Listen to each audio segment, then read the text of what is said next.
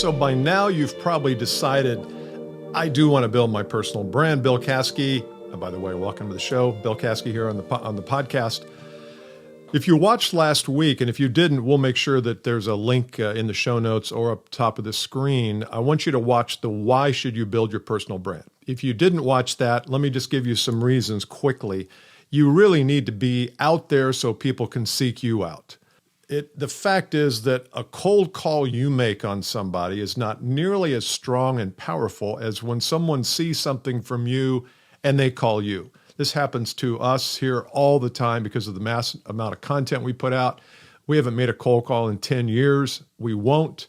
And the reason is because we have a lot of content out here working for us. So today, I'm going to talk about the checklist. What is a checklist that you can employ?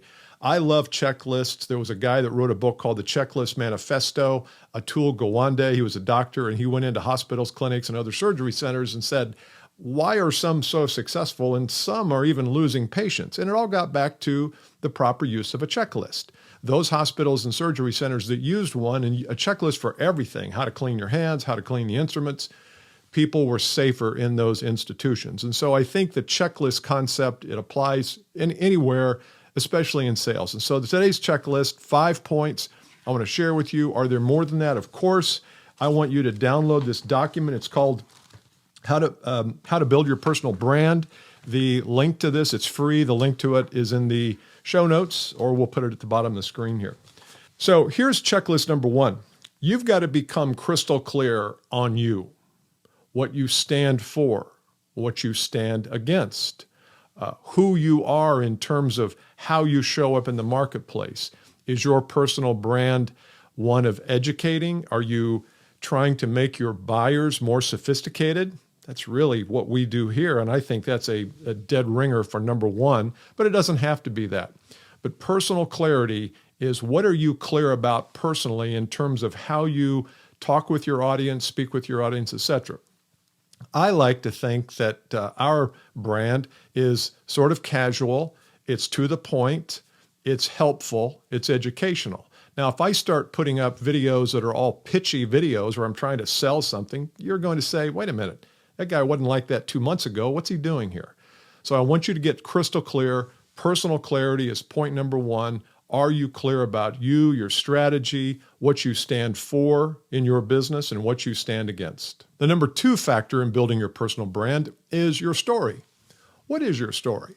How did you come to be the expert in the business that you're in right now? I don't want a resume like I got out of college in 19 whatever, and then I went here, and then I went there. I don't want that. I want your personal story of transformation, how you came to be who you are and what you are today. Maybe there were some setbacks. Maybe there was some resilience that you had to employ. We've all had setbacks, and the more personal that story is, the more it will connect with people. You can also include in your story why you do what you do now. If you're a professional salesperson and you're selling for a cloud technology company, what is it about your past and you growing up and the businesses that you've been in that caused you to say, hey, this really inspires me, this intrigues me, this whole cloud computing thing? So anything that you can add in your personal story, I think you should shoot a video, put it on LinkedIn. There's a feature section in LinkedIn. You can pop your video right there. I think you have to have the creator button turned on LinkedIn, but it's very simple to do. And then you can put that link, anybody can see that. You can put that link in your SIG line, email SIG line, or you can send it to someone prior to a call. So if you have a book call and they don't know you and you don't know them, you could send them an email with the link here and say, hey, by the way, we're going to talk a little bit about your business. I thought you'd like to see 2 or 3 minutes on who you're dealing with here. So personal story number 2, that is a part of the checklist. You've got to have that down. Make sure it's recorded. It could be on audio, video. It could be an article, but I like video for this. I think it just makes it more real. The third element in building your personal brand on the checklist is you've got to have a story of transformation. I want you to take one client that came to you, what their struggles were, what they were wrestling with and dealing with in their business, how they found you, they sought you out, maybe they Googled you, or maybe it was a referral, what you've done for them over the past 6 months, a year, 5 years, and what is life like for them today. So what were they struggling with? What were they looking for? 2, how'd they find you? 3, what did you do? And 4, what is life like today for them? That's what's called the story of transformation. And you can talk about how great you are and all the features and benefits of your stuff, but it's so much better if you have another human being other than you telling this. Now, it can be a video testimonial. You can talk to the camera and then have some B-roll where the client that we're talking about here, you can put an interview in. If you don't have an interview, that's fine. Just tell the story. Be as factual as you can about it. Talk about the results. Don't get biased and don't start talking about, oh, we helped them so much. They were a basket case until they came to us. No, just tell the story. Tell the story factually. The third part of the personal brand framework checklist is you've got to have message clarity. So many companies struggle with this. So many people struggle with this. Let me give you an easy way to do this. Number 1, you've got to understand who your avatar is. Who is your ideal client? Is it the CEO of a company? Is it the HR VP? Is it HR VP, VP of Finance, and CEO? What are the core avatars that you have? Now, for each product line, you may have different avatars, but that's number 1. Get crystal clear on the avatar. Who are you selling to? Second thing you want to do is you have to identify what are their problems? What are their dilemmas right now? What are their circumstances of life and business life? What do they get frustrated about? What are they always trying to fix, but they can't quite fix it in your niche? A third thing you want to do is you want to understand what is the unique value that you bring to the table. So if you're going to write an article or shoot a video about this, you want to know how are you uniquely qualified to help them solve this problem? Do you have a different process? Do you have a way of doing this that cuts the corners and not cuts corners, but cuts the implementation time in half? What is your uniqueness? And the next thing you want to do is just start researching some titles. Just start coming up with some titles. So if your avatar is a VP of sales and their problem is, how do I take my sales team and get them to the next level? And your unique process is that there's an assessment phase and there's a ongoing training phase that most people don't do, then your title could be something like how every VP of sales can up-level the performance of their sales team. Or it could be the 5 things that a VP of sales misses when they go to coach and train their salespeople. It could be something simple like that. But remember, if my target client is the VP of sales and he or she is struggling with this and I have a title that directly spot on hits it, you don't think they're going to watch it or be interested in it, of course. And again, I'm talking about video here. It could be anything. It could be a podcast, could be an audio, could be an article on LinkedIn, article on your blog. Whatever it is, speak directly to the avatar about directly their dilemma, come up with some titles. The fourth point of the checklist of the personal brand framework is you've got to find a way to repurpose your content.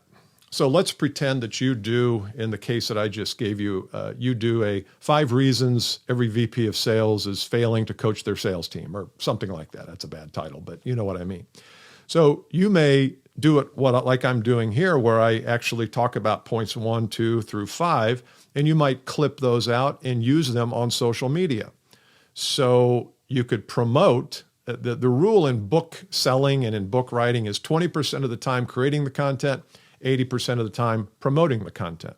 You've seen it at work all the time. So you see somebody tweet something or put a link on LinkedIn and they give you a little tease and they say, if you want to read the whole article, go here. Same thing here. That's a way to repurpose this larger piece of content and promote it on social, promote it on all your platforms, promote it in your email address, send an email to your past clients who have not worked with you maybe in a couple of years and say, hey, I just shot this video. I thought you might be particularly interested in this clip. Here it is. You can put it on YouTube, but make sure that you have a repurposing strategy.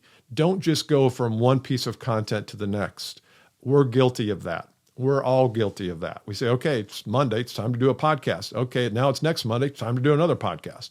Instead of that, we are getting better at, but we still have some work to do to repurpose the content. And point number 5 in the personal brand framework is you've got to be clear about your process. What is the process from the time a person first calls to the time that they get your entire solution implemented? What's the process look like?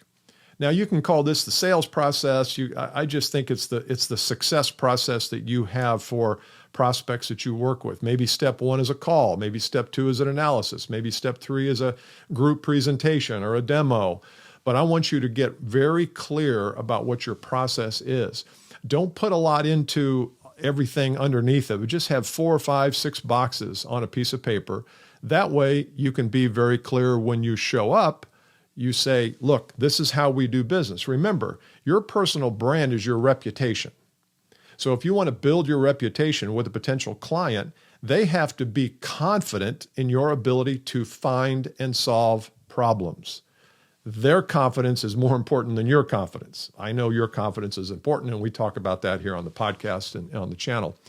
But I'm looking here for us to enlist and engage their confidence. When you show up with a map or a process and say, here's exactly how we walk you through to determine, A, whether you have anything that we can help you fix, B, whether the money even works, the economics, and C, what the entire process is. They will have much more confidence in you, and that's why people buy. People buy your ability and the confidence in you to solve their problems or get them to their new destination.